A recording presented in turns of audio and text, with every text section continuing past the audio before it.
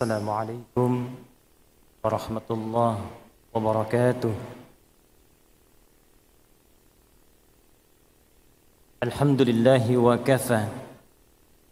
Wassalatu wassalamu ala rasulillahil mustafa wa ala alihi wa sahbihi wa dhurriyyatihi wa ummatihi wa man wafa. Amma ba'd. فيا أحباب الله وأحباب رسوله صلى الله عليه وسلم أوصي نفسي وإياكم بتقوى الله فقد فاز المتقون فلا تموتن إلا وأنتم مسلمون. فقال تعالى يا أيها الذين آمنوا اتقوا الله حق تقاته ولا تموتن إلا وأنتم مسلمون. Hadirin, kita bermohon pada Allah Subhanahu wa Ta'ala, semoga seluruh rangkaian ibadah yang telah kita tunaikan sampai detik ini, siam kita, qiyam kita, ruku', sujud, interaksi dengan Al-Quran, ibadah maliyah, infak, sedekah, zakat kita, seluruhnya diterima oleh Allah Subhanahu wa Ta'ala dengan penerimaan terbaik insyaallah. Hadirin sekalian, seperti diketahui dan telah viral di setiap masa bahwa tujuan utama kita diperintahkan menunaikan ibadah siam Ramadan itu Allah tegaskan di penghujung ayat 183 surah Al-Baqarah, la'allakum tattaqun, supaya takwa kalian meningkat, supaya kalian bertransformasi, kata Allah, menjadi pribadi yang semakin bertakwa. Hadirin, takwa itu diksinya serta derivasinya di dalam Al-Quran setidaknya disebutkan sebanyak 115 kali. Dan cabangnya begitu beragam. Di antara sekian makna takwa itu, ada yang terkait erat dengan petunjuk Allah yang menginginkan manusia mengetahui tujuan hidupnya. Apa sesungguhnya yang dijalani manusia di muka bumi ini? Kemana dia akan kembali? Seperti apa dia merencanakan kurikulum hidupnya dari mulai berkehidupan baligh itu sampai kembali kepada Allah Subhanahu wa Ta'ala. Di antara ayat Al-Quran yang mengisyaratkan makna ini, kita simak di Quran surah ke-59 Al-Hasyr misalnya, di ayat ke-18 itu. Allah tekankan khususnya pada setiap insan yang beriman. Harus ada pembeda iman kita dengan manusia yang belum beriman. Ya ayyuhalladzina amanu taqullaha. Hai semua yang beriman, kata Allah, tanpa kecuali. Bahkan panggilannya menggunakan huruf nida, ya, disebutkan 361 kali dalam Al-Quran. Nidaul qarib, nidaul mutawassit, nidaul ba'id. Ada 14 makna, 14 kata huruf nida dalam gramatikal bahasa Arab. Dalam Al-Quran disebutkan hanya satu ya, dengan fungsi yang fleksibel, memanggil yang dekat, yang menengah ataupun jauh. Ayyuha disebutkan 150 kali dalam Al-Quran. Ayyunnya munada untuk bermakna taukid yang menegaskan, haknya tanbih yang mengingatkan. Alladzina disebutkan 1080 kali dalam Al-Quran, memanggil semua kalangan tanpa kecuali, besarkah, kecilkah, tuakah, mudakah, laki-laki, perempuan, dengan semua tanpa batas sekat strata sosial dalam berkehidupan. Seakan Allah ingin katakan, hei semua insan yang beriman tanpa kecuali, adakah kalian sedang merasa dekat dengan Allah sehingga merasa imannya kuat? Jangankan yang salat fardu, sunnah pun dikejar-kejar. Ada yang imannya standar, menunggu adzan baru dia siap-siap. Ada imannya mungkin sedang lemah, sampai iqamat pun dikumandangkan, belum tergerak jiwanya untuk mendekat kepada Allah. Semua, kata Allah, tak peduli, lelakikah, perempuankah, tua, muda, besar, kecilkah. Ayyuhalladzina amanu, aku tekankan, aku ingatkan, ittaqullaha, tingkatkan takwamu kepada Allah. Kita bertanya bagaimana caranya ya Allah? Perhatikan dimensi yang disampaikan di ayat ini. Kata Allah, wal tanzur nafsum ma qaddamat lighad. Di antara cara meningkatkan takwa itu, ternyata kata Allah, lihat dirimu, persiapkan jalan hidupmu, lihat kurikulum dan tujuan hidupmu, persiapkan sampai engkau kembali kepada Allah Subhanahu wa taala. Di antara bagian takwa itu, hendaklah setiap diri, kata Allah, apalagi insan beriman, melihat dirinya, menata tujuan hidupnya, buat kurikulum hidup yang jelas sampai engkau kembali kepada Allah Subhanahu wa taala. Wal tanzur nafsum ma qaddamat lighad. Hadirin, kita kembali bertanya kepada Allah. Ya Allah, bimbing kami. Bagaimana cara memetakkan hidup kami supaya benar sampai kembali kepadamu? Tunjukkan kepada kami seperti apa kurikulum hidup yang benar kami titi sampai pulang menghadapmu. Sehingga sampai malam ini kita bisa merenungkan. Jangan-jangan sampai detik ini, di Ramadan kesekian dalam episode kehidupan kita, jangan-jangan tujuan hidup kita belum senafas dengan apa yang Allah inginkan. Belum terang seperti apa yang Quran bimbingkan. Maka kita bertanya, ya Allah, tunjukkan kepada kami seperti apa tujuan hidup yang benar itu. Maka setidaknya hadirin, ada dua hal pokok dalam Al-Quran yang sangat ditekankan kepada setiap manusia, terlebih insan beriman, agar betul-betul menjaga dua pokok ini, karena inilah akar dari semua tujuan berkehidupan kita. Tidak diciptakan manusia kecuali untuk mewujudkan dua tujuan pokok ini. Secara cepat dengan keterbatasan waktu kita. Pertama, Quran surah ke-51 Adz-Dzariyat di ayat yang ke-56. Allah berfirman, A'udzu billahi minasyaitonir rajim. Bismillahirrahmanirrahim. Wa ma khalaqtul jinna wal insa illa liya'budun. Wa ma khalaqtul jinna wal insa, dan tidaklah, kata Allah, aku ciptakan jin dan manusia itu illa liya'budun, kecuali untuk menjadikan semua aktivitasnya, kegiatan hidupnya sebagai ibadah, sebagai penghambaan kepadaku. Jadi yang pertama hadirin, ternyata hadirnya kita ke dunia ini, diciptakannya kita sampai berkehidupan di detik ini, tujuan pokoknya pertama untuk menghamba kepada Allah Subhanahu wa taala. Kita ini hamba. Jadi ternyata ayat ini bukan sekedar memberikan isyarat tujuan berkehidupan kita di dunia ini, tapi juga menunjuk identitas kita di hadapan Allah sebagai hamba. Dan karena inilah kita tercipta. Ada persoalan besar ketika makhluk bernama Azazil dari kalangan jin yang sangat dihormati di alam langit, bahkan sampai malaikat pun menghormatinya. Ibadahnya luar biasa, zikirnya tinggi. Tapi ketika dia bergeser dari fitrah kehidupannya, misi hidupnya untuk menghamba kepada Allah, maka berubah namanya dari hamba yang taat, jin yang taat, Azazil yang terhormat di alam langit, berubah menjadi iblis. Quran surah ke-18 Al-Kahf di ayat ke-50. Wa idh qulna lil malaikati isjudu li adama fasajadu illa iblis. Siapa iblis itu? Kana minal jinni fa fasaqa an amri rabbi. Iblis itu termasuk kalangan jin yang berbuat fasik. Lawan dari fasik itu taat. Jadi jin ini asalnya taat, asalnya banyak zikir, asalnya ibadah. Hanya ketika keluar dari identitas kehambaannya kepada Allah, maka keluarlah dia dari rahmat Allah Subhanahu wa taala.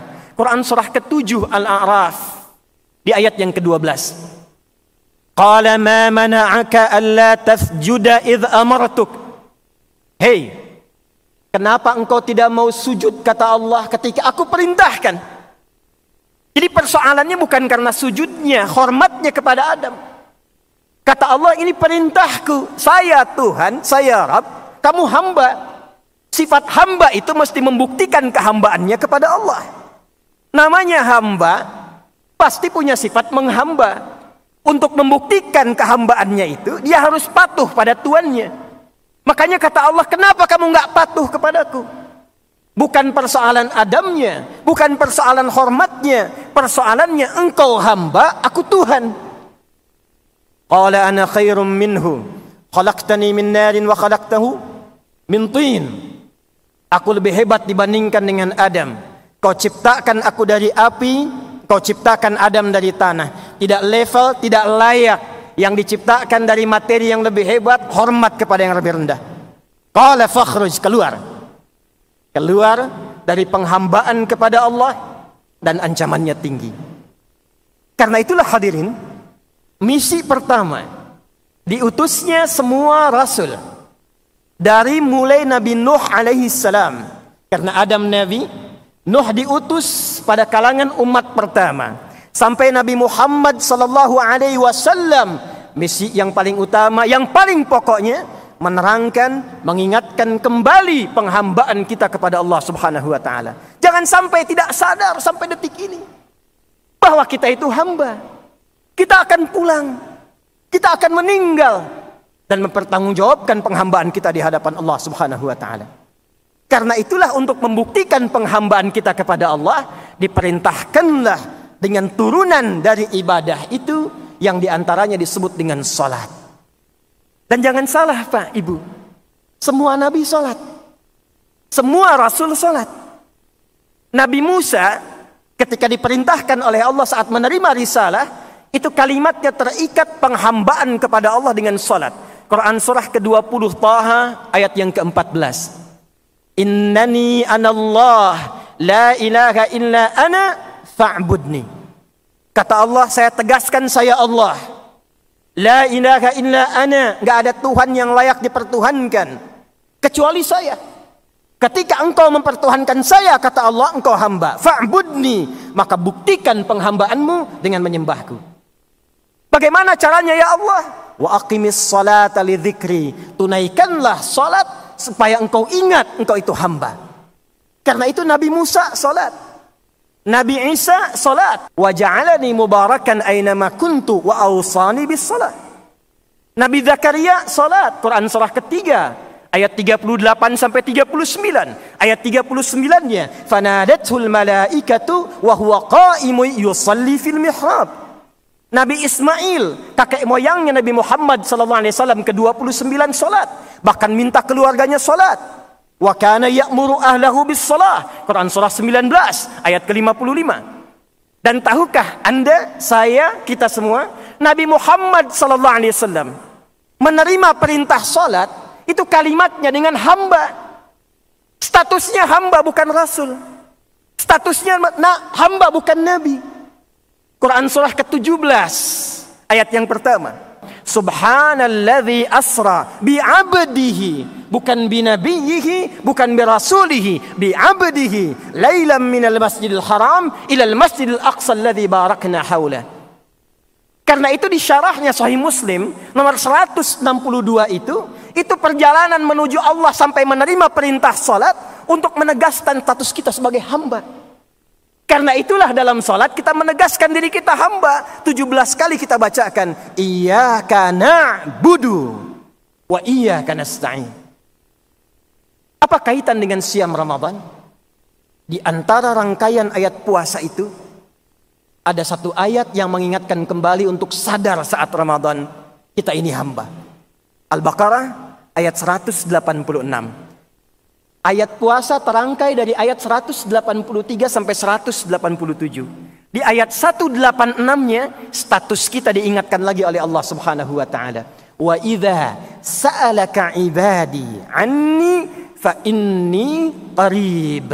Ujibu da'watad da'i idza da'an falyastajibu li wal yu'minu bi la'allahum yarshudun. Dan Muhammad sallallahu alaihi wasallam, jika ada di antara hamba-hambaku bertanya padamu untuk berdoa, minta, mohon padaku. Ini ayat menengahi pertengahan ayat Ramadan. Seakan memberi pesan kepada kita sebagai penutup tausiah ini. Coba renungkan diri kita sampai Ramadan ini. Temukan hakikat kehidupan kita. Jangan-jangan selama ini sukses dunianya, Masya Allah. Hartanya luar biasa. Ada yang menyebut dengan crazy rich.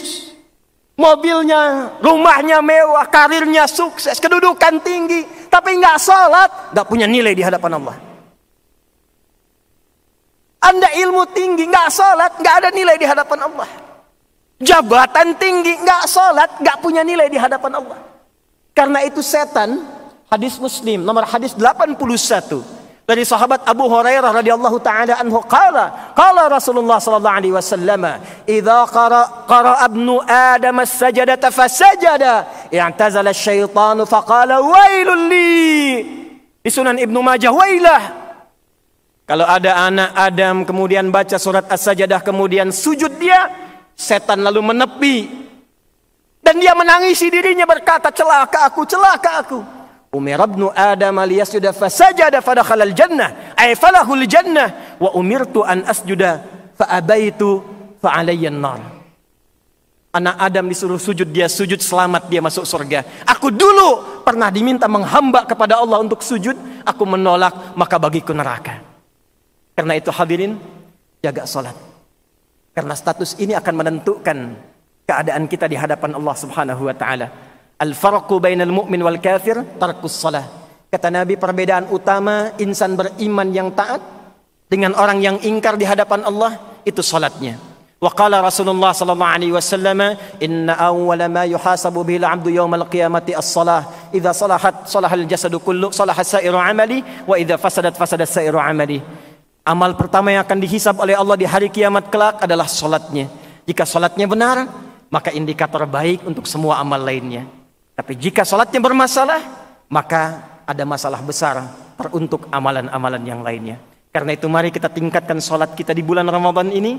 Dan kabar baiknya kami tutup, Nabi SAW menyampaikan dalam hadis sahih Muslim nomor hadis 700 yang ke-60, Al-Bukhari nomor hadis 1910, an Abi Hurairah radhiyallahu taala anhu qala Rasulullah sallallahu alaihi wasallam, man shama ramadhana imanan wa ihtisaban ghufira lahu ma taqaddama min dhanbi, ay wa man qama ramadhana imanan wa ihtisaban ghufira lahu ma taqaddama min dhanbi. Siapa yang menunaikan puasa ditunaikan dengan iman, sungguh-sungguh, tulus, ikhlas, bermuhasabah, ingat dosa, minta ampun sama Allah, maka Allah berkenan mengampuni semua dosa yang pernah ia kerjakan sampai detik puasa itu. Siapa yang meningkatkan salatnya di malam Ramadan, bangun qiyam Ramadan, bertepatan dengan pembuka malam Al-Qadar, dan dia bermohon ampunan kepada Allah, tulus ikhlas, maka Allah berkenan mengampuni semua dosa-dosa yang pernah dia kerjakan sampai detik itu. Hadis riwayat At-Tirmidzi, an Aisyah ummul mukminina radhiyallahu taala anha qalat, ya Rasulullah, ara'aita law alimtu ayya lailatul qadri ma aqulu fiha. Ya Rasulullah, kalau aku sedang salat tarawih, lalu aku merasakan datangnya malam Al-Qadar, tenang hatiku, tenang salatku, maka apa yang aku bacakan pada saat itu? Quli, kata Nabi, sekaligus menutup tausiah kita. Perhatikan, diijazahkan langsung dari Nabi sallallahu alaihi wasallam. Bacakan ini di setiap jeda-jeda salat tarawih. Bacakan ini hadirin sekalian. Quli, kata Nabi, katakanlah, hei Aisyah, katakanlah, Allahumma innaka afuwun karim tuhibbul afwa fa'fu anni. Allahumma innaka afuwun karim tuhibbul afwa fa'fu anna. Allahumma innaka afuwun karim tuhibbul afwa fa'fu anna. Allahumma taqabbal minna innaka antas sami'ul alim wa tub 'alaina innaka antat tawwabur rahim. Taqabbal minna siyamana wa qiyamana wa ruku'ana wa sujudana wa tammim taqsirana ya Allah ya arhamar rahimin. Wa sallallahu ala sayyidina Muhammad wa ala alihi wa sahbihi ajma'in. Wa akhiru da'wana subhanakallahumma rabbana wa bihamdika nashhadu an la ilaha illa anta نستغفرك ونتوب إليك. اللهم اغفر لنا رحمتك نرجوها يا أرحم الراحمين بيدك الخير إنك على كل شيء قدير. وآخر دعوانا أن الحمد لله رب العالمين. اللهم وفق إلى أقوم الطريق فاستبقوا الخيرات. السلام عليكم ورحمة الله وبركاته.